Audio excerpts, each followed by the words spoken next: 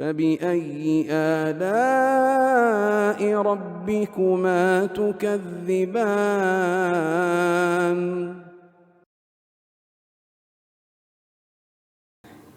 Kemudian yang kedua,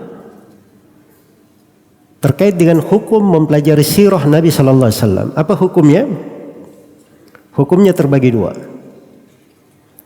Hukumnya terbagi dua. Kadang dia fardu ain dan kadang dia fardu kifayah. Fardu ain itu apa artinya? Fardu ain itu artinya wajib atas setiap individu muslim mempelajari. Enggak boleh dia tidak belajar. Setiap orang pasti ditanyai tentang itu. Iya. Kenapa menjadi fardu ain? Antum sendiri tahu bahwa keselamatan sakaratul maut, syahadat asyhadu an la ilaha illallah Muhammad Rasulullah. Pertanyaan di alam kubur, ditanya siapa yang nabi yang kamu utus? Tidak ada yang bisa lolos, harus dia jawab pertanyaan itu. Di hari kiamat akan ditanya, Mada ajabatumul mursalin, bagaimana kalian menjawab para rasul? Jadi itu kewajiban. Ada sudut fardu ain di situ. Iya, fardu ain. Dan ini sudah saya pernah terangkan ya di kitab Thalatsatul Usul. Sudut fardu ainnya itu di mana? Sudut fardu ainnya di mana? Antum masih ingat atau tidak? Ada yang ingat di sini? Hah? Sudah lama pelajarannya. Sebelum corona Ustadz, kemarin dipelajari. Banyak hilang kemarin dengan virus corona. Sallallahu alaihi. Baik, jadi pokoknya itu kembali kepada 4 hal yang fardu ain untuk dipelajari. Satu, mengenal nama Nabi sallallahu alaihi wasallam paling depan, nama beliau Muhammad. Terus yang kedua, mengenal bahwa beliau adalah hamba dan rasulnya dan penutup para nabi dan para rasul. Terus sudut kewajiban yang kedua. Sudut kewajiban yang ketiga, mengenal bahwa beliau datang dengan bayinat, al-huda, dengan petunjuk, dengan agama yang hak. Dan sudut yang keempat,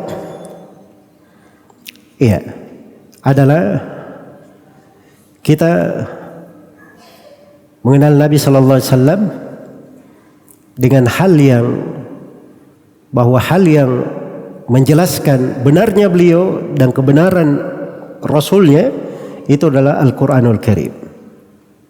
Itu 4 hal dari sudut fardu ain. Selain daripada itu masuk ke dalam fardu kifayah. Itu hukum yang kedua, fardu kifayah. Apa itu fardu kifayah? Fardu kifayah itu artinya kalau sudah ada sebagian dari umat ini yang mempelajari, maka gugur kewajiban terhadap yang lainnya. Itu fardu kifayah namanya. Iya.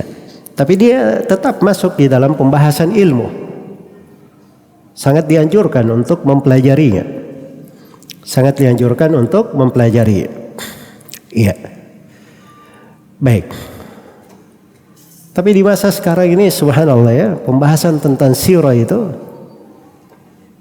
termasuk hal yang penting. Dan kadang selalu harus diulangi. Karena alasan pertama karena banyak kejahilan.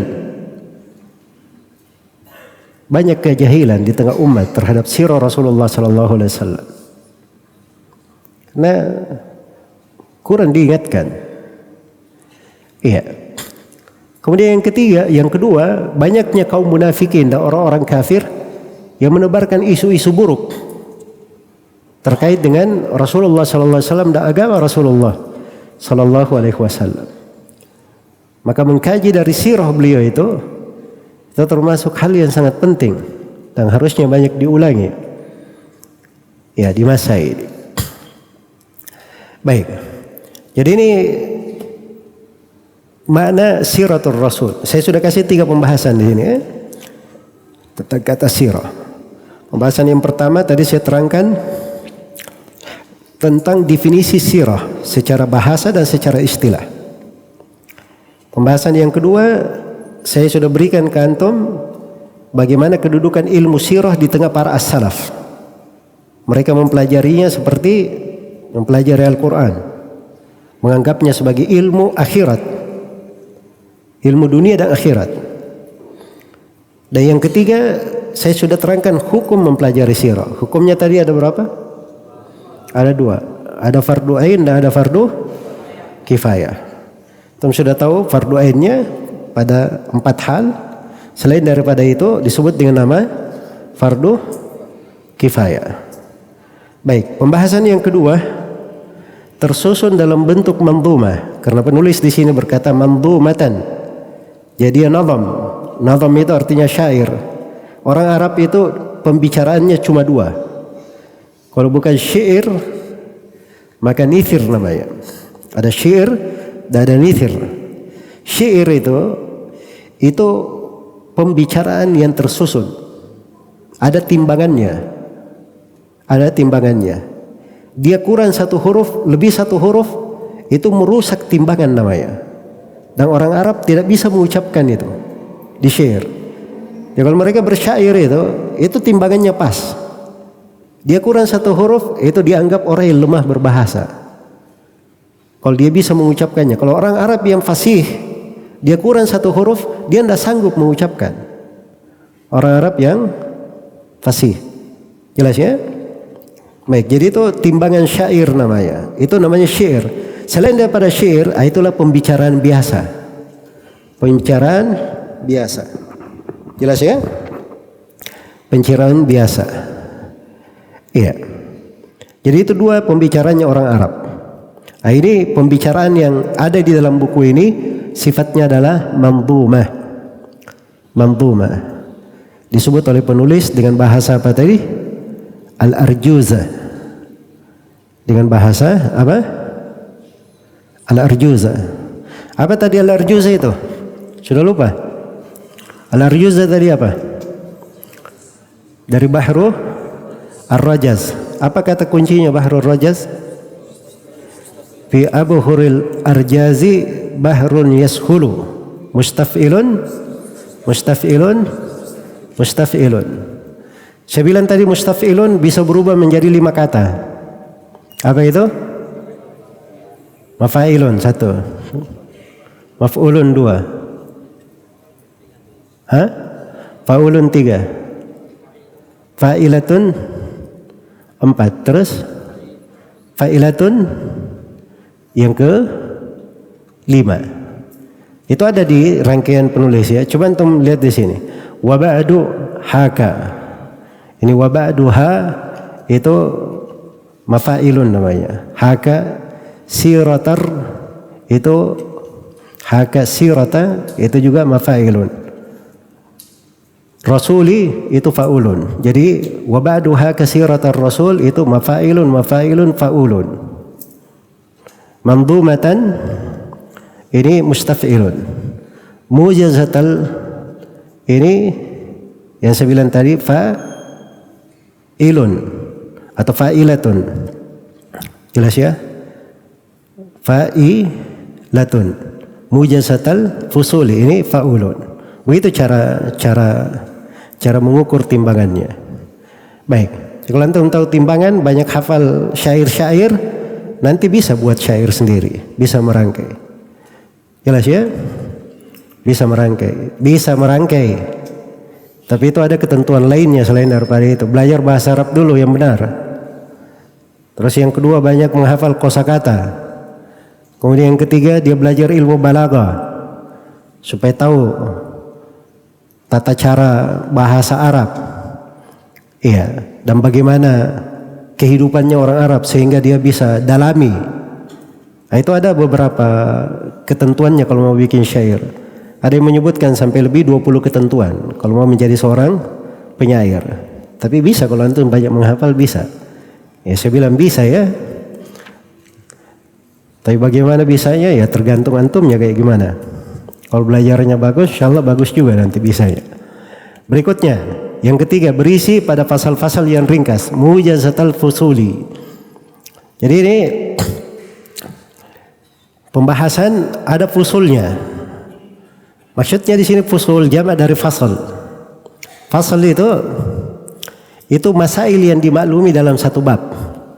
Ini satu bab pembahasannya. Semuanya tentang, misalnya ini semuanya tentang syarat jual beli. Di syarat jual beli ini ada pembahasan tentang syarat al-ma'lumiyah, ada syarat tentang ridha. Ini disebut fasal, ini disebut fasal. Kayak gitu. Nah, sama di bab sirah itu ada beberapa pembahasan di dalamnya. Jadi ini berisi sejumlah pembahasan. Sejumlah pembahasan, tapi pembahasannya itu mujaz, ringkas. Iya, ringkas. Apa itu artinya mujaz? Mujaz itu artinya dia sempurnakan makna dalam kalimat-kalimat ringkas. Jadi kalimatnya ringkas tapi maknanya banyak, lengkap begitu. Nah, itu mujaz namanya, meringkas. Baik, dan penulis di sini memakai metodologi ini. Ya, beliau menyebutkan ringkas sekali. Beliau menyebut ringkas. Global ringkasannya, beliau meringkas isi dari manzumah ini menjadi dua bagian. Bagian yang pertama adalah hawadith as-sirah an-nabawiyah al-makkiyah. Kejadian-kejadian sirah Nabi sallallahu alaihi wasallam di fase Mekah. Apa artinya fase Mekah? Sebelum Nabi sallallahu alaihi wasallam berhijrah ke mana? Ke Madinah. Dan yang kedua, beliau akan sebutkan peristiwa-peristiwa sirah nabawiyah di fase Madinah. Hawadith as-sirah nabawiyah al-madaniyah. Ini yang kedua. Iya. Dan yang kedua ini itu susunannya berdasarkan tahunnya, dari tahun pertama, tahun kedua, tahun ketiga.